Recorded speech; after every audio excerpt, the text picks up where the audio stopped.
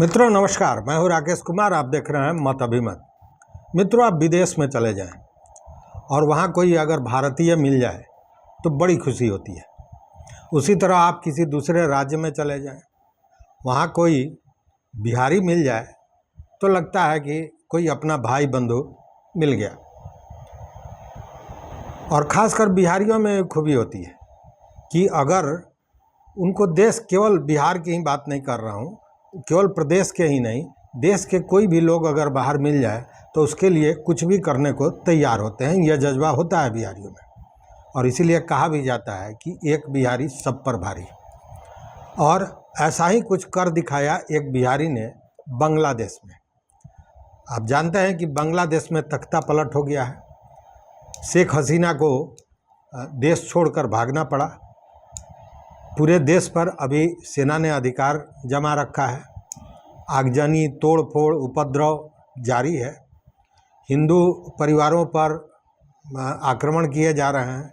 हिंदू जो लोग थे उनको मारने की कोशिश की जा रही है। कई लोग मारे भी जा चुके हैं। वैसे में एक बिहारी ने गजब का कारनामा किया, और वो बिहारी हैं प्रणय वर्मा। जब बांग्लादेश में ये स्थिति पैदा हुई, परिस्थिति पैदा हुई, तो प्रणय वर्मा ने एक अभियान चलाया, देश वापसी का अभियान। और उन्होंने 500 से ज़्यादा बिहारी छात्रों को, जो यहाँ या तो वहाँ पढ़ने गए थे या काम करने गए थे, कुछ ही हुआ, उनको उन्होंने वापस देश भेजा है। ये प्रणय वर्मा जो हैं वो ये भारतीय उच्चायोग में हैं, और इन्होंने देश वापसी अभियान चलाकर 500 से ज़्यादा बिहारियों को वापस बिहार भेजा। उसके साथ ही बड़ी संख्या में भारत के अन्य क्षेत्रों के भी लोग जो बांग्लादेश में फंसे हुए थे उनको निकाल दिया।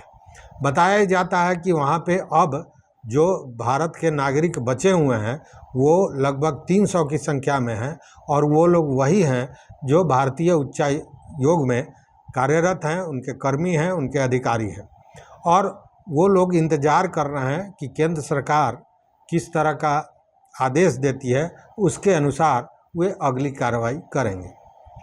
ये जो प्रणय हैं ये बिहार के ही रहने वाले हैं, और इसीलिए ये एक चर्चा का विषय बन गया है कि उन्होंने बड़ी संजीदगी से अपने प्रदेश के लोगों को, अपने देश के लोगों को उस विपरीत परिस्थिति से निकालकर और अपने देश भेजा है। लेकिन इतने ही पर मामला नहीं है। ये जो बांग्लादेश की परिस्थिति बनी हुई है, इसको लेकर चिंता तो है निश्चित रूप से, और इसकी चिंता भारत को भी है।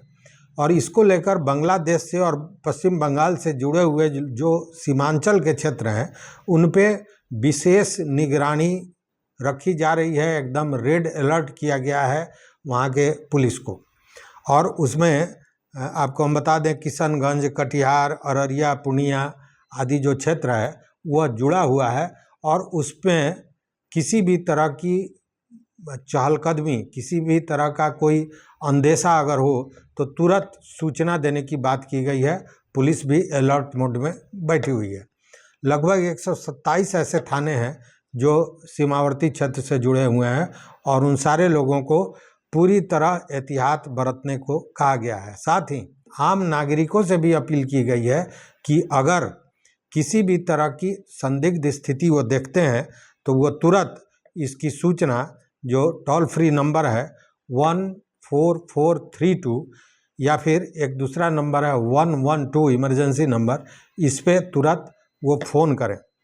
वहीं जो भारत नेपाल का सीमा है वहाँ भी आप जानते हैं भारत नेपाल के सीमा में एसएसबी तैनात है, तो एसएसबी को भी सतर्कता बरतने को कहा गया है, और वहाँ भी सतर्कता बरती जा रही है। और इसको लेकर नेपाल से आने जाने वाले जो लोग हैं उनकी गहन जांच हो रही है, और अगर कोई संदिग्ध समझ में आता है तो उसको पूरी सूक्ष्मता से उसकी जांच हो रही है कि कहीं कोई अप्रिय व्यक्ति या वैसा कोई घुसपैठिया तो नहीं आ रहा है जो यहाँ आकर इस तरह की गड़बड़ी कर सके। तो पूरी तरह रेड अलर्ट कहें या कहें कि पूरी संजीदगी से भारत सरकार ने भी सुरक्षा जो एजेंसियां हैं उनको अलर्ट मोड में रखा है और सारे चीज़ों पर बड़ी गहराई से ध्यान दी जा रही है।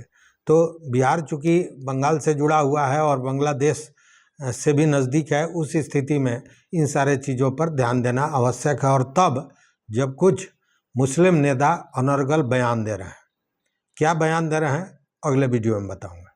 इस वीडियो में बस इतना ही, लेकिन वही कहना है, एक बिहारी सब पर भारी। तो देखते रहिए मत अभिमत। चैनल पर नए हो मित्रों तो सब्सक्राइब कीजिए, लाइक कीजिए, दोस्तों के साथ शेयर कीजिए और अपना विचार जरूर दीजिए। बहुत बहुत धन्यवाद, बहुत बहुत धन्यवाद।